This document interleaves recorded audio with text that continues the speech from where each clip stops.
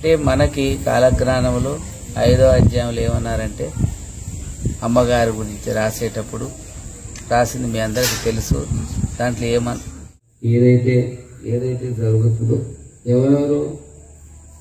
ఎవరెవరు ఒకసారి సందర్భంలో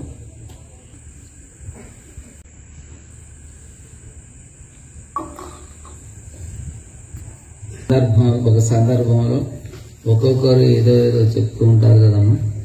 అందరూ కూడా తమ యొక్క గొప్పతనాన్ని చెప్పుకుంటుంటారు. తాము గొప్పది ఎంతో ఉంది అని అంటూ ఉంటారు. మరి అమ్మగారి యొక్క గొప్పతనం ఎప్పుడు తెలుస్తుంది? ఏం తెలుస్తుందమ్మ? ఎవరికి తెలుస్తుంది? ఎవరు కూడా చెప్పరు కూడా. భక్తులు కూడా అన్నారు, అమ్మవాళ్ళు కూడా చెప్పారు అని. రామ్దేవ్ బాబా అమ్మగారి దర్శనానికి ఇంకొక వారం రోజుల్లో వస్తారనగా అడగటం జరిగింది. రామ్దేవ్ బాబా శిష్యులు వచ్చి అమ్మగారి ఆజ్ఞ తీసుకొని వారి దర్శనానికి ఏర్పాటు చేసుకునేదానికి వచ్చినాం. నాయన ఇప్పుడు అమ్మగారి గురించి ఎవరు తెలుసుకోలేరు. ఎప్పుడు తెలుసుకుంటారంటే యుద్ధం అయితే వస్తుంది. ఎవరు ఆ యుద్ధాన్ని ఎవరు ఆపలేరు. వాళ్ళ ఆపేరు వీళ్ళ ఆపేరు అనుకుంటే ఆగదు. ఎవరు ఆపలేరు. అటువంటి సమయాన్ని భగవంతుడు కల్పిస్తాడు. ఆ యుద్ధము వచ్చిన తర్వాత అప్పుడు అమ్మను గుర్తిస్తాడు అందరు. నాయన యుద్ధం ఎంతసేపులో వస్తుందంటే ఒకటే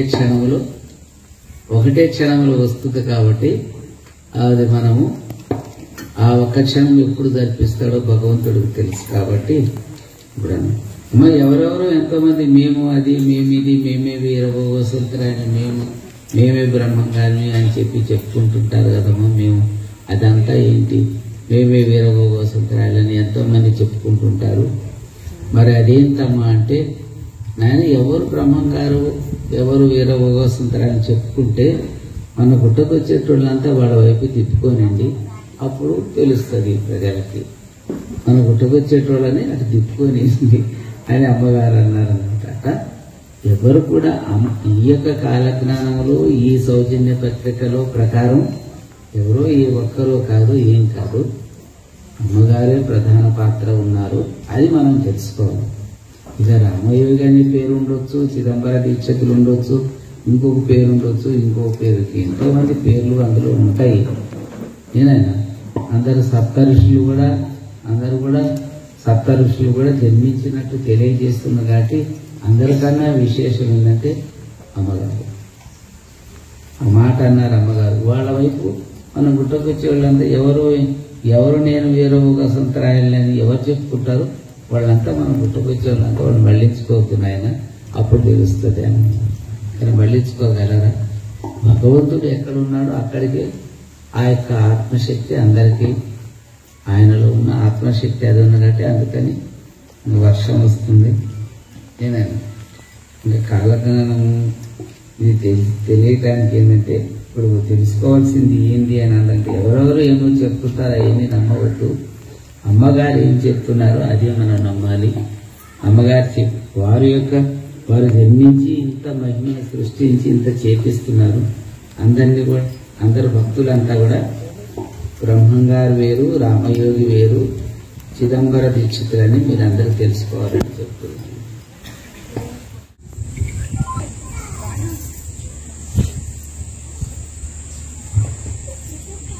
ఇంకేమీ చదవాలంటే అంత టైం చాలా తీసుకుంటుంది.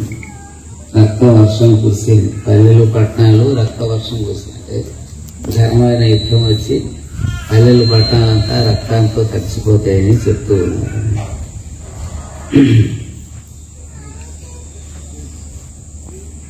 రాలుదు భూమి మీదున్న నిర్జీతులు ధనము శ్రీశైల పర్వతములకు చేరేరు. నరులో వైరం మీద వైరము తర్కం పట్టారు. పంచముఖ బ్రహ్మ అప్పుడు వచ్చింది. వారితో సంభాషించారు. భగవంతుడు అప్పుడు వస్తాడు అని చెప్పి అంటున్నారు.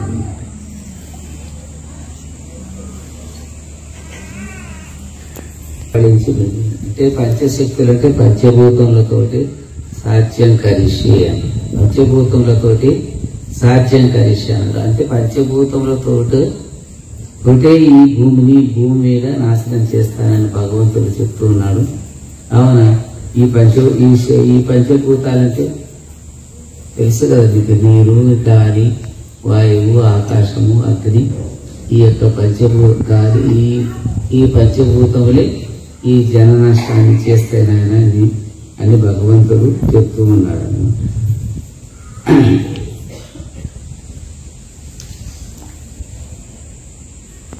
చేయడానికి అది మాత్రం తప్పదు అని ఇక్కడ చెప్తూ ఉన్నాడు.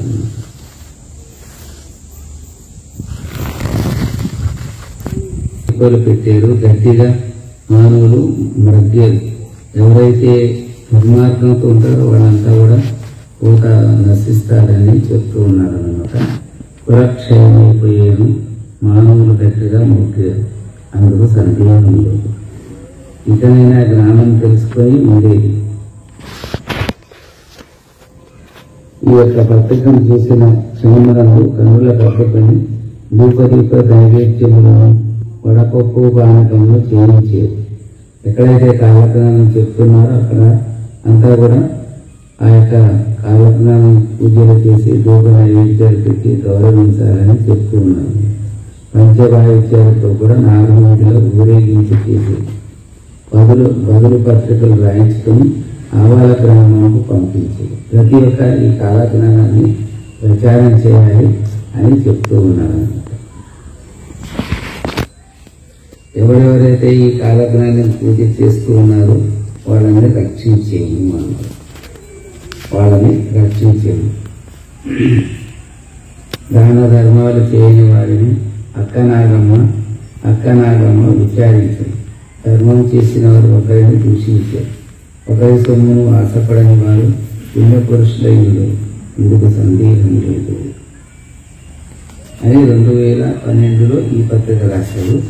2061లో మళ్ళీ ఏమైందంటే అదే అక్కడే ఆ స్వామివారి యొక్క నివాస గృహంలో దొరికిన యొక్క తాళపత్ర గ్రంథంలో అక్కడంతా కూడా ఒకటి అన్నది వస్తాను వాళ్ళు అన్నారు కదా. దీంట్లో ఏమంటున్నారంటే వాళ్ళంతా వచ్చేసినారు, మహానుభావులంతా భూమి మీద జన్మించినారు.